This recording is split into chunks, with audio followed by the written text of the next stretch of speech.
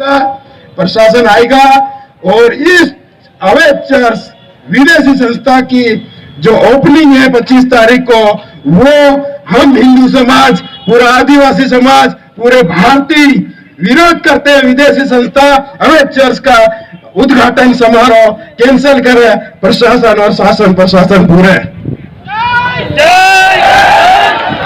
Church अवैध है, विधि विरुद्ध कब्जा है जमीन पे, और ये जो क्षेत्र है 5वीं अनुसूची से अधिसूचित है। प्रशासन के रिकॉर्ड में अभी इनका जो चार्ट लगा हुआ है डायसिस का, उसमें लिखा है प्रताप बारिया।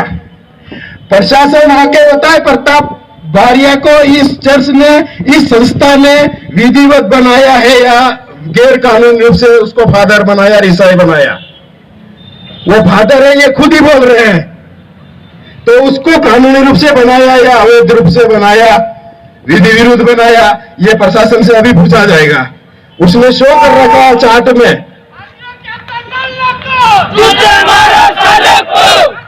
तो समझिए, सारी बातें मेरे को जो स्पष्ट करनी थी वो मैंने स्पष्ट करी है, और मरते दम तक विरोध करेंगे। विदेशी कंपनियां भारत छोड़ के जाएगी और जाना पड़ेगा। तो ये देश की लड़ाई है, विदेश लेनी पड़ती है। इस चर्च की अभी तक नहीं है। मेरे पास सारे रिकॉर्ड है। प्रशासन अभी आएगा यहाँ पे, एसडीएम साहब या जो भी प्रतिनिधि, उनसे यही सवाल है, क्या धर्मस्व विभाग की अनुमति है?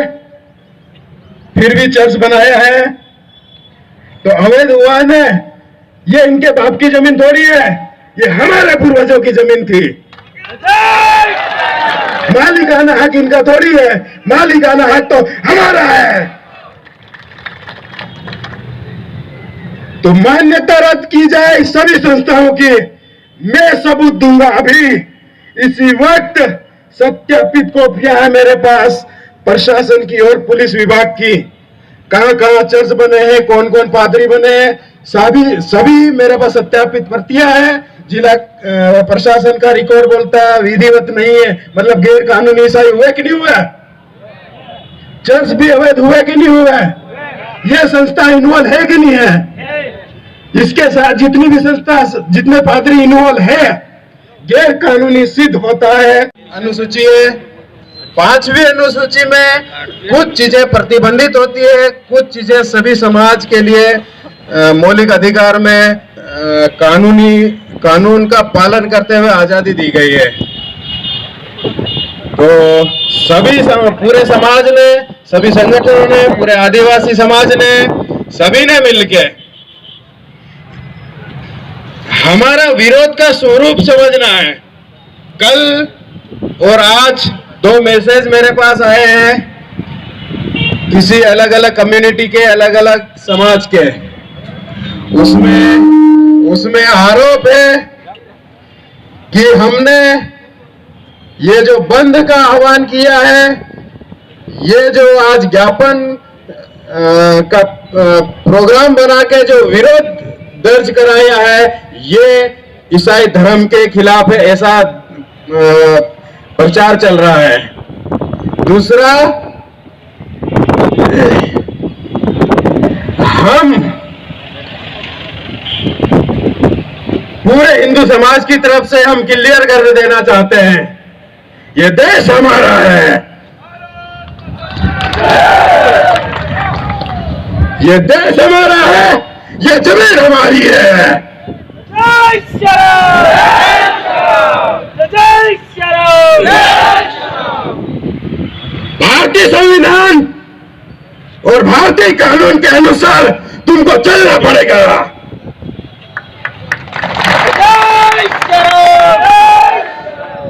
हम किसी धर्म के विरोध में खड़े नहीं हुए हैं, हम किसी धर्म के विरोध में बंद का आह्वान नहीं किया, न ही बंद जो हुआ है वो किसी धर्म विशेष के विरुद्ध में नहीं है, न किसी विशेष समुदाय के विरोध में है।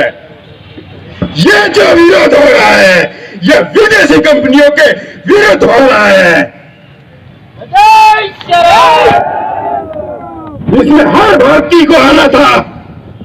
क्या तुम भारतवासी हो? विदेशी कंपनी यहां पे आई 1905 में। हमारे यहाँ के स्टेट गवर्नमेंट ने जमीन दी, स्कूल बनाओ, अस्पताल बनाओ, इस गरीब समाज की सेवा करो। ये शर्तों में लिखा हुआ है। अगर है दम तो कागज लेके आ जाओ।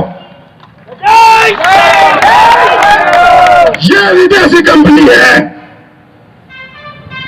यह जो डैशिस कंपनी है विदेशी कंपनी है। मेरे पास दस्तावेज में लिखा हुआ है, कलेक्टर की सील लगी हुई है उस पर। इस संस्था को जो जमीन अलॉट हुई है वो एक कब्जे धारक के रूप में कब्जा करके बैठे है ये संस्था। इसका मूल मालिक भारत सरकार है, मध्य प्रदेश सरकार है। ये लिख के ले लो, मालिकाना हक नहीं है, ये कब्जेदार है। और शर्तों के अधीन इसको जमीन दी है, चर्च बनाने के लिए नहीं दी है। हमारा विरोध विदेशी कंपनी के खिलाफ है। विदेशी पादरी अवैध चर्च का उद्घाटन नहीं कर सकता। बात खत्म।